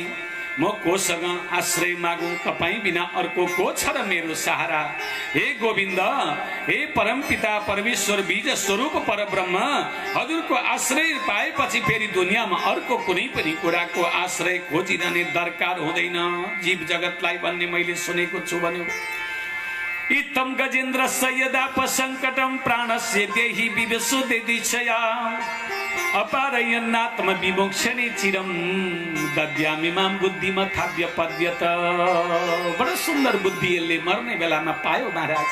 भगवान सुखदेव स्वामी भन्नुहुन्छ, परमात्मा भगवान श्रीहरिलाई बडो दिव्य मन्त्रले स्तुति गर्दै भन्यो, गजेन्द्र उवाच ओम नमो भगवते तस्मै यत एतच्छिदात्मकं पुरुषायादि बीजाय परेशायाभिधीमहि यस्मिन्निदं यतस्येदं येनेदं यइदं स्वयं योऽस्मात् परस्माच्च परस्तं प्रपद्ये स्वयंभुवम्। हे ओमकार स्वरूप परब्रह्म मेरो रक्षा गर्नुहोस् भनेर एउटा कमलको फूल टिपेर भगवानपट्टि अर्पेको थियो। यसले सुडले परब्रह्म परमेश्वर भगवानका कानमा पर्यो। गोविन्द हरिको रूप धारण गरेर दौडिहाल्नु भयो। गरुडजी महाराजलाई पछि छोडिदिनु भयो, भगवान अघि अघि दौडिनु भयो, वाहन छोडेर दौडिनु भयो। गरुडजी महाराजले हत्तपत्त गएर बाटामा प्रभु के गरेको, म उदाउँदै मेरामा बस्नु न, म उडाएर पुर्याउँछु। मैले त बिर्सेछु गरुड, तिमीलाई मेरो भक्त अप्ठ्यारोमा परेको देखेर मैले भुसुक्कै बिर्सेछु याले, केही पनि थाहा भएन छ मलाई। हेर्नुस्, एउटी सानो नानीकी आमालाई तिम्रो नानी त कुवामा परेछ भनेर कसैले भनिदियो भने आमा के चप्पल खोज्न थाल्छिन् र कुवामा जानका लागि? आमा त्यसै कुद्छिन् नि, मेरो नानी निकाल्नु पर्छ मैले। हे भगवान के भन्यो नि यसले भन्दै, त्यस्तै भगवानले पनि गरुड खोज्न थाल्नु भएन। आफ्नो भक्त उद्धार गर्नका लागि हरि भगवान कुद्नुभयो भनिन्छ। जस्तो भगवानले माथिबाटै देख्नुभयो ग्राहले ग्रसित गरेको छ, सुदर्शन चक्र प्रहार गरेर त्यो ग्राहलाई रेटिदिनु भयो, मारिदिनु भयो र गएर उसको सुँडले चढाउँदै गरेको कमलको पुष्प हातमा लिने बाहनाले स्पर्श गरिदिनु भएको थियो। गर्ल्याम्मै हात्तीको शरीर पानीमै गिर्यो। हात्तीका मुखबाट देदीप्यमान शङ्ख चक्र गदा पद्मधारी भगवान नारायण जस्तै अवतार प्रकट भयो। गोविन्दलाई 3 पल्ट परिक्रमा गरेर वैकुण्ठतर्फ लाग्यो। गजेन्द्र उद्धार गरिदिने भगवान श्रीहरि हुनुहुन्छ। तपाईहरु जानुभएको छैन भने त्रिवेणी जानु होला, नवलपरासीमा पर्छ गजेन्द्र मोक्षधाम। अहिले पनि गएर देख्न सक्नुहुन्छ। नारायणी नदीको बडो सुन्दर तट। भगवान श्रीहरिले त्यहाँ गजले टेकेको, हात्तीले टेकेका ढुङ्गामा हात्तीका पाइला देख्न अहिले पनि पाइन्छ। तिनीहरू उद्धार गर्नुभएको हो भन्ने हाम्रो शास्त्रको ठहर रहेको छ। नजिकै रहेका त्रिकुट पर्वतहरू देख्न सकिन्छ।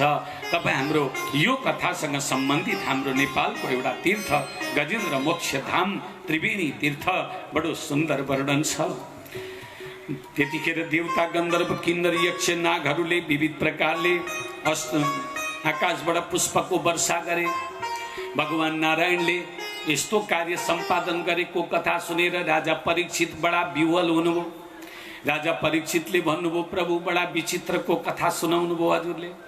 यहाँनिर एउटा कुरा मलाई शङ्का लागिराखेको छ, त्यो ग्रहले चाहिँ कुन जन्ममा के त्यस्तो पुण्य कर्म गरेको थियो होला आज भगवानको सुदर्शनद्वारा रेटिएर प्राण त्याग्यो भन्दा हो।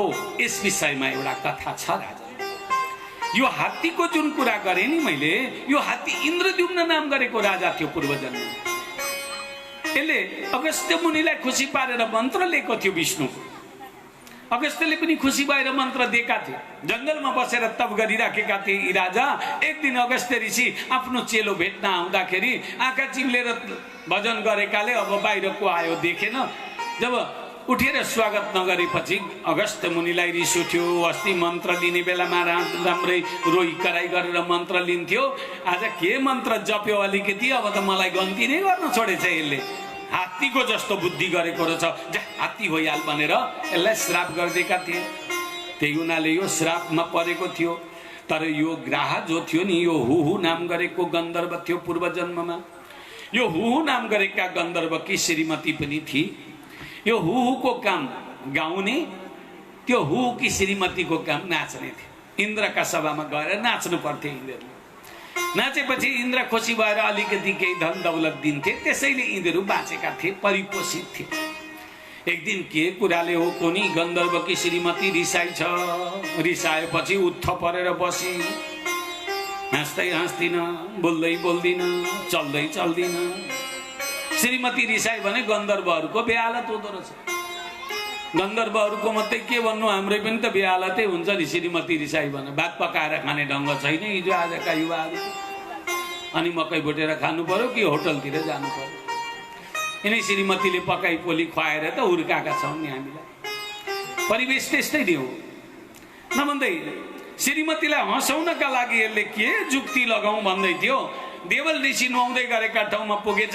देवल ऋषिको चरण पक्रिँदाखेरि आत्तिन्छन्। बुढा आत्तिएपछि मेरी श्रीमती कति बेर जिद्दाएर खिचेर बस्ली र हाँस्ली त भनेर स्वाटै पानी मुनि पसेर गएर देवल ऋषिको दुईटै चरण च्याप्पै पक्रेछ हुहुले। अब धमिला पानीमा कम्मर पानीमा उभिएकालाई खुट्टो च्याप्पै केहीले पक्रिदियो भने त उफ्रिने कुरै आयो। गर्दै लोटा सोटा फ्याँकेर बुढा उफ्रे। त्यतिखेर श्रीमती त हाँसी, बुढो त फस्यो। देवल ऋषिलाई रिस उठ्यो, दुष्ट पापी, पानी चढाउँदैछु भगवानलाई, त्यहाँ पनि आएर जिस्किने, तँलाई खुट्टै पक्रिनु छ अर्काको भने गोई भइहाल्न गएर भनेर श्राप दिइहाले। यसले गोई हुनु परेको कारण थियो। तर रोयो, करायो, बिन्ती गर्यो। मेरी श्रीमतीलाई हँसाउन त्यसो गरेको थिएँ गुरु, मैले हजुरलाई कुनै अन्यथा गरेकी होइन। मेरी श्रीमती नहाँसेकी 3 दिनदेखि जाम बाँधेर बसिरहन्थी, यसलाई हँसाउन भनेर मैले हजुरको गोडाको सहारा लिएको थिएँ, चरणको सहारा लिएको थिएँ भन्दा बिचराको घर गृहस्थीको मामला रहेछ। जनकरी सुतेर श्राप दिइहालेँ, आशीर्वाद पनि दिनु पर्यो भनेर त्रिकुटमाला नजिकैको तलाउ कोही बनेर बस्दै गर। एक दिन यही जंगलमा खेल्ने गजराज हात्तीहरूको राजा नुहाउन आउँछ। त्यस दिन उसको पनि खुट्टो पक्रिनु, दासानु दासो भवितास्मी भयो। भगवानको नि भक्ति गर्न सकिएन भने भगवानको भक्ति गर्नेको खुट्टो समातेर पनि तर्नुपर्छ जा भन्दैका थिए। त्यही हुनाले गर्दा आज यसको पनि उद्धार भएको हो भन्ने कुराको प्रशंसा वर्णन गर्नुभयो। अब रामकथालाई सुनौ अलिकति। परब्रह्म परमेश्वर भगवान मर्यादा पुरुषोत्तम श्री रामचन्द्र प्रभुको आगमन यो धरतीमा के कारणले र किन कसरी भयो भन्ने कुराको उद्बोधन भगवान सुखदेवले गर्नुभएको छ। त्रेतायुगको कुरा हो राजन। परब्रह्म परमात्मा धरतीमा आउन आवश्यक भयो, किनभने दशरथजी महाराजका घरमा सन्तति थिएनन्। 3टी रानी थिए, कौशल्या, सुमित्रा र कैकेयी भनेर। महाराज विश्वामित्रलाई र वशिष्ठलाई सोधनी गर्दा विश्वामित्र र वशिष्ठले तपाईलाई पहिले श्राप परेको छ, हामी चाहिँ सन्तानको कुनै उपाय गरिदिन सक्दैनौँ, यज्ञ गरिदिन सक्दैनौँ भनेर भने। कसले चाहिँ गरिदिन सक्छ त भन्दा श्रृंगी ऋषिले गरिदिन सक्नुहुन्छ। श्रृंगी ऋषिलाई गएर भन्नुभयो भने उहाँले गराइदिनुहुन्छ भनेर भने। श्रृंगी ऋषिका पासमा गए यी दशरथजी महाराज। श्रृंगी ऋषिले माया गरेर ल न त म ठिक गरेर सामग्री गरिदिन्छु भनेर भने। श्रृंगी ऋषि पुत्रिष्टि यज्ञ गरिदिनु भयो। चरु बाँडेर वशिष्ठजी ऋषिले तिनैवटी रानीलाई चरु साकल्य प्रदान गर्नुभयो। परिणाम त 10 मास पूर्ण भएपछि चैत्र मासको शुक्ल पक्ष 9वीं तिथि आइतबारका दिन मध्याह्न 12 बजेको समयमा माता कौशल्याका कोखबाट परब्रह्म परमेश्वर मर्यादा पुरुषोत्तम भगवान श्रीरामको